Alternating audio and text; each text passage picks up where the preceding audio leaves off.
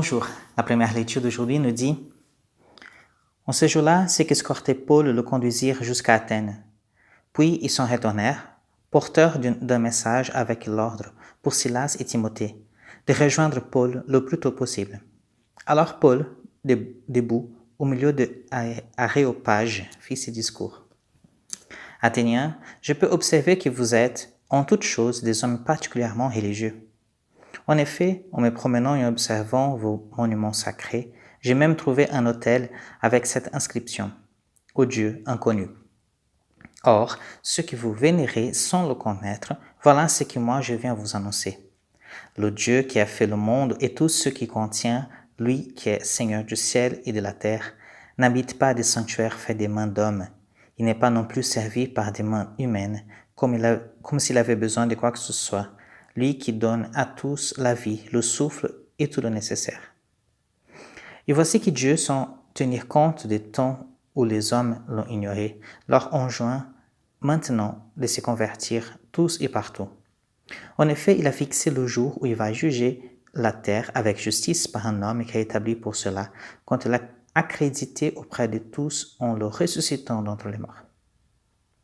Quand ils entendirent parler de résurrection des morts, les uns s'y moquaient, les autres déclarèrent « Là-dessus, nous t'écouterons une autre fois. » C'est ainsi que Paul, se retirant du milieu d'eux, s'en alla. Cependant, quelques hommes s'attachèrent à lui et devinrent croyants. Il m'est arrivé déjà de faire des homélies et que je trouve que c'est un échec total. En fait, j'ai dit non mais c'est horrible quoi, mais je sais pas, c'est horrible. Et parfois je suis pas content de comment j'ai fait mon homélie, tout ça, et voilà. Et un temps après, parfois je reçois des bons échos en disant en fait c'était bien, tel mot, telle chose m'a touché. Et du coup je suis très content bien sûr. Mais c'est intéressant de voir qu'on parfois on croit qu'on est dans l'échec et quand on regarde un peu plus tard, en fait l'échec n'est pas si grand que ça. On voit qu'en fait tout c'est une question de temps. En fait c'est le temps qui s'apporte du fruit. Dans ma tête, quand je fais une homélie, je dis j'essaie de faire de mon mieux et parfois je suis déçu parce qu'en fait c'est pas exactement comme je voulais. Et pourtant parfois ça peut porter de fruits, mais en fait je vais pas savoir ça tout de suite. C'est la même chose qui se passe avec Paul. Paul donc il fait son discours à Athènes. Voilà, il parle pour les Grecs. Voilà, j'ai trouvé un autel, c'est l'autel de Dieu inconnu. Donc je vais vous présenter qui est ce Dieu inconnu. C'est Jésus qui est mort et ressuscité. Et là ils disent non, arrête avec cette histoire de résurrection. Là on ne croit pas du tout à ça. Là on va t'écouter une prochaine fois. Et du coup il part tout triste en disant j'ai fait ce que je pouvais mais c'était pas bien. En fait il part dans cette sensation d'échec. Et en fait dans le texte il nous dit cependant quelques hommes s'attachèrent à lui et devinrent croyants. En fait, ça portait du fruit plus tard. En fait, c'est comme quand on va semer quelque chose, on met dans la terre, il faut laisser le temps agir, le temps passer pour que la semence elle puisse grandir. Et cela exige la patience, exige vraiment de la patience. Et dans notre vie, nous avons besoin aussi de cette patience.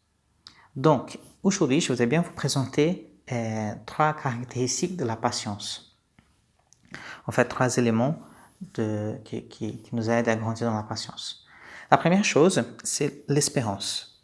L'espérance, parce qu'en fait, quand je prends l'exemple d'une sémence qu'on met sur la terre pour qu'elle puisse grandir. En fait, une sémence, quand on croit qu'elle va porter du fruit, même si on ne voit pas tout de suite.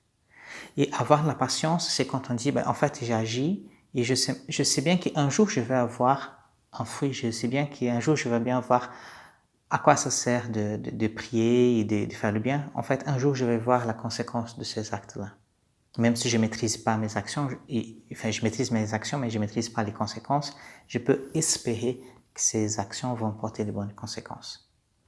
La deuxième chose, c'est le choix. C'est de choisir la patience. Voilà, quand je vais s'aimer quelque chose sur terre, là, en fait, sous terre, il faut que je laisse la sémence et j'ai choisi de dire, tiens, je vais attendre. Et enfin, après, c'est justement la force ou résistance qu'on appelle, c'est-à-dire la force de ne pas aller directement. Parfois, on va planter quelque chose, on a envie de voir le fruit tout de suite. On a envie de voir la petite plante qui va germer, qui va grandir, qui va donner un fruit. Mais en fait, nous avons besoin de cette patience. Et la patience, c'est justement ce qui nous retient. C'est la patience qui nous dit, tiens, je vais attendre, je vais laisser le temps parler. Vous voyez, il y a une phrase que j'ai entendue une fois et que je trouve très belle, qui dit « Le temps cache l'éternel ». En fait, c'est dans le temps qu'on va découvrir les conséquences de toutes nos actions. les vraies conséquences. Et quand on regarde comme ça, avec ce regard de patience, les échecs de la vie, en fait, on voit qu'ils ne sont pas la fin de tout, en fait, mais ils sont simplement un temps. C'est justement l'interprétation d'un moment. À ce moment-là, je trouve que c'est un échec parce que ceci, machin. Mais en fait, c'est juste l'interprétation d'un instant, d'un moment. En fait, l'échec, dans ce cas-là, quand on prend avec la patience nous fait voir que l'échec, en fait, c'est simplement une étape qui peut-être, c'est cette interprétation, mais en fait, c'est pas la fin dernière. Qu'il se nous aide peut-être à grandir dans la patience et voir notre vie, en fait, comme vraiment, comme quelque chose qui porte de fruits. Notre vie, elle apporte du fruit, vraiment.